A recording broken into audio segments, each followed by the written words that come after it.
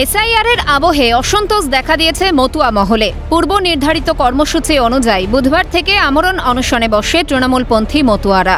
এই বিভাজনের কথা স্বীকার করে নেওয়া হয়েছে অল ইন্ডিয়া মতুয়া মহাসংঘের তরফে। তারা বলছেন, ভোটার তালিকা থেকে যখন নাম বাদ যাবে তখনই মানুষ বুঝবে কারা ন্যায়ের সঙ্গে আর কারা অন্যায়ের সঙ্গে। দেখুন, ন্যায় অন্যায়ের পক্ষে বিভাজন সব ধর্মেই ছিল, আছে এবং আগামী দিনেও থাকবে। কিছু মানুষ ভুল বুঝছে, এখনও বুঝতে পারছে না। যখন ভোটার লিস্টের একটা ফ্রেশ লিস্ট বেরিয়ে যাবে, তাদের নাম যখন বাদ চলে যাবে, তখন বুঝবে যে শান্তনু ঠাকুর সত্যি বলেছে না আমরা সত্যি বলেছি। এটা একটু সময় দিতে হবে মানুষকে বুঝতে, কিন্তু মানুষ বুঝবে কারা সত্যের সঙ্গে আছে, কারা ন্যায়ের সঙ্গে আছে, কারা অন্যায়ের সঙ্গে আছে। হঠাৎ করে ওনার মুখে কালকে শুনলাম, শুনে একটু দুঃখ লাগছে। দেখুন, আজকে আমি বলেছি আমরা রোহিঙ্গা মুসলমান যদি হই উনি অ্যারেস্ট করুন, আমাদের কোনো দুঃখ নেই। গত কয়েক মাস ধরেই ঠাকুরনগরে ঠাকুরবাড়িতে ক্যাম্প করে বিলি করা হচ্ছে মতুয়া কার্ড ও সিএ এর ফর্ম।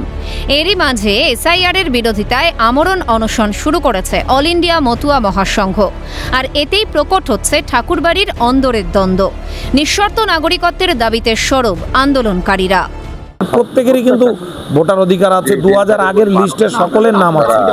আমাদের দাবি হচ্ছে যে মানুষগুলো ভোট প্রয়োগ করছে সেই মানুষগুলো যাতে সুস্থভাবে এখানে বসবাস করতে পারে এবং সিএর মাধ্যম দিয়ে যদি ফর্ম ফিল আপ করতে হয়, যে শর্তগুলো চাপানো হচ্ছে এই শর্তগুলো যাতে না থাকে।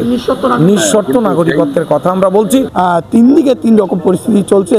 মতুয়াদের মধ্যে যে বিভাজন তৈরি হচ্ছে, এই বিভাজন কবে মেটে এবং সিএ নিয়ে যে বিতর্ক তৈরি হয়েছে তার কোন দিকে এগোয়, বা এসআইআর নিয়ে যে সিদ্ধান্ত কমিশন নিচ্ছে সেই সিদ্ধান্তে ঠাকুরবাড়ি কতটা প্রভাব পড়ে সেদিকে কিন্তু নজর থাকবে আমাদের। বনগাঁ থেকে ক্যামেরায় বাবু মল্লিকের সঙ্গে সুবীর দাস, ক্যালকাটা নিউজ।